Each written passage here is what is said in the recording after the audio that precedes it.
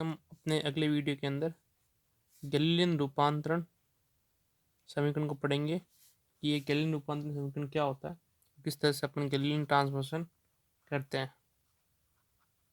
ठीक है, तो वैसे हम पढ़ लेते हैं पहले कि ये होता क्या है। ठीक है, तो इसके अंदर अपन कहेंगे कि एक जड़त्वीय निर्देश तंत्र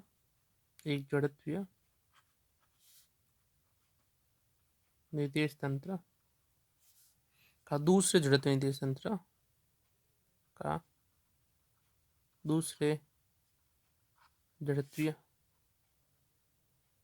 निर्देश तंत्र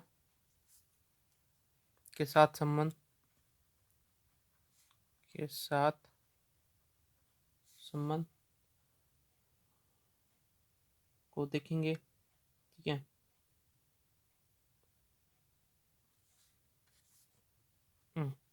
क्या होता है इसमें कि यदि किसी स्तर निर्देश तंत्र के सापेक्ष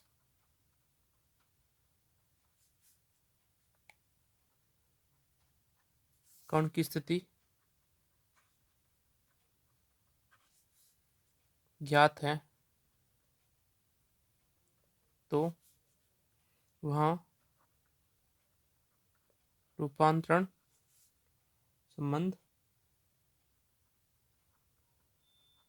जिसके द्वारा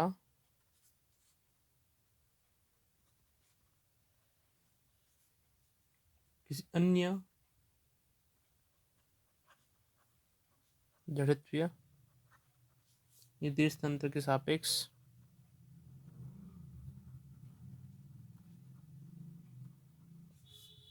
कण की स्थिति ज्ञात की जा सकती है।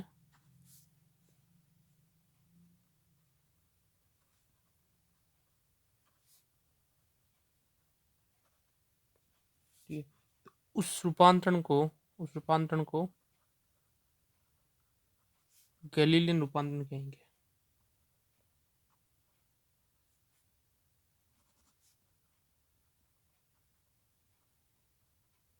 गैलीलियन रूपांतरण कहते हैं। ठीक है, तो क्या होता है कि एक जड़ित निर्देश तंत्र का दूसरे जड़ित निर्देश तंत्र के साथ संबंध देखना अपन को। ठीक है, इसमें किसी एक स्तर निर्देश तंत्र के सापेक्ष कण की स्थिति पहले से ज्ञात है और वह रूपांतरण संबंध ज्ञात करना है जिसके द्वारा किसी अन्य जड़ित निर्देश तंत्र के सापेक्ष कण की स्थिति ज्ञात की जा सकती है। ठीक है, इस प्रकार के रूपांतरण को अपन क्या कहेंगे, गैलीलियन रूपांतरण कहेंगे। ठीक है, सबसे पहले अपन बात करते हैं स्थिति का रूपांतरण।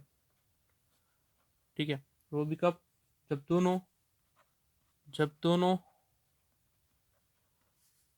निर्देश तंत्र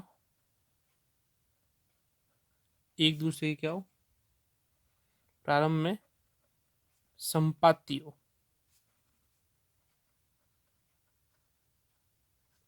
ठीक है, तो इस स्थिति में क्या होगा, इस स्थिति में मान लिया कि अपने पास में से एक फ्रेम एस है, माना frame S dash frame S के सापेक्ष नियत वेग v से गति कर रही है।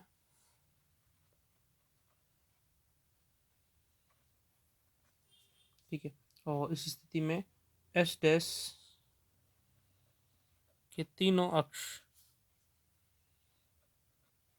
एक्स डैश वाई डैश और जेड डैश एक्स के तीनों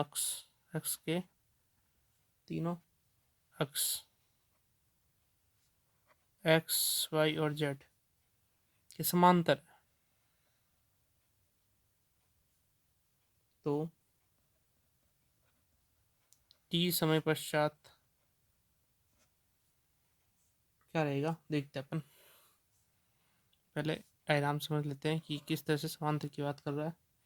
कि ये है निर्देश तंत्र अनुनास में एस और ये इसके समांतर दूसरा निर्देश तंत्र है एस डैश। ठीक है, और ये जो बिंदु P है इसकी स्थिति यहाँ से अपन दर्शाएंगे तो R, यहाँ से दर्शाएंगे अपन तो R डैश। ये जो दूरी है वह R0, इसका मूल बिंदु O, इसका O डैश।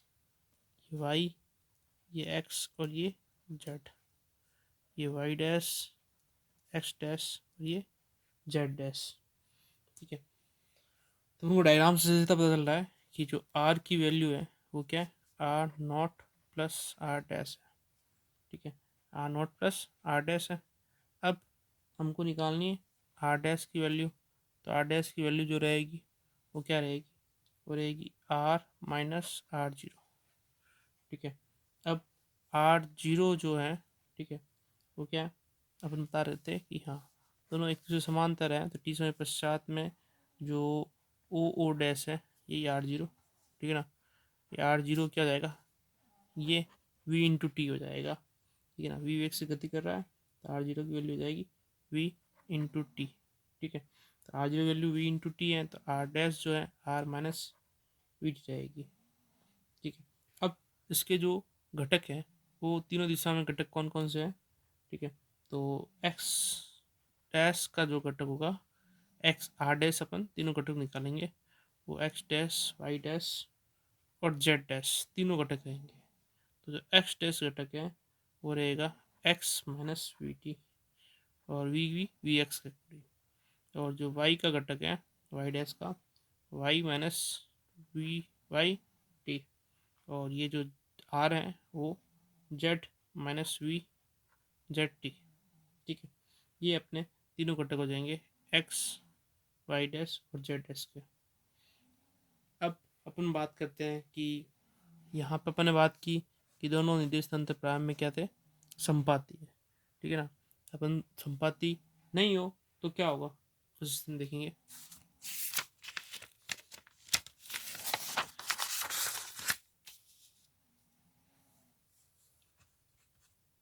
कि जब दोनों निर्देश तंत्र, जब दोनों निर्देश तंत्र प्रारंभ में संपाती नहीं है। ठीक है, तो इस स्थिति में क्या होगा, इस स्थिति में अपन देख लेते हैं कि ये निर्देश तंत्र है।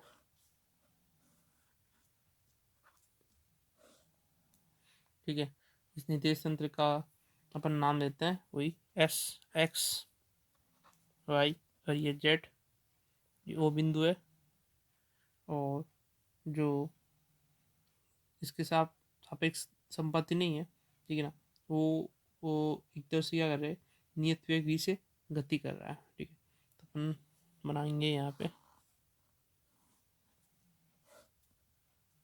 ये ओ, इसको अपन लेते हैं o naught, z naught, y naught और ये एक्स नॉट और ये वाई नॉट। ठीक है, और इसके सापेक्ष इसकी स्थिति है वो आर नॉट है, और यहाँ से जो वी टी वेग से गति कर रहा है थोड़ी देर में, ये जो नए निर्देश तंत्र हो गए एक्स डैश, वाई डैश और ओ डैश मूल बिंदु। यहाँ कोई बिंदु है, उस बिंदु की इस निर्देश तंत्र से स्थिति अपन पढ़ेंगे आर, और यहाँ से लेंगे अपन आर डैश। ठीक है, ये बात आपसे देखना कि अपने पास में जो निर्देश तंत्र है ये एक्स डैश वाई डैश, ठीक है, और जेड तो यहाँ पे ही है। ठीक है, और ये एक्स वाई और ये जेड है। ठीक है, प्रारंभ में ये दोनों, मतलब प्रारंभ में ये टी बराबर 0 पे यहाँ पे था। ठीक है, लेकिन अब क्या हुआ कि ये वी टी वेग से गति करा, टी समय पश्चात ये क्या हो गया, यहाँ पहुँच गया। ठीक है, इस स्थिति में क्या होगा, इस स्थिति में अपन लिखेंगे कि माना प्रारंभ में जो समय है टी बराबर 0 सेकेंड पर निर्देश तंत्र एस डैश मूल बिंदु ओ डैश का स्थिर निर्देश तंत्र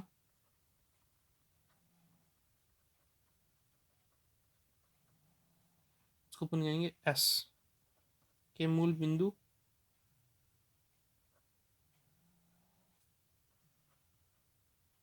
के सापेक्ष स्थिति जो है वो क्या है, R0 है। ठीक है, यहाँ पे तो अब क्या हुआ, अब ये v क्यू एक्स से गति करना प्रारंभ कर गया। ठीक है, तो लिखेंगे कि यदि यह नियत वेग v से, यदि यह नियत वेग v से गति कर रहा है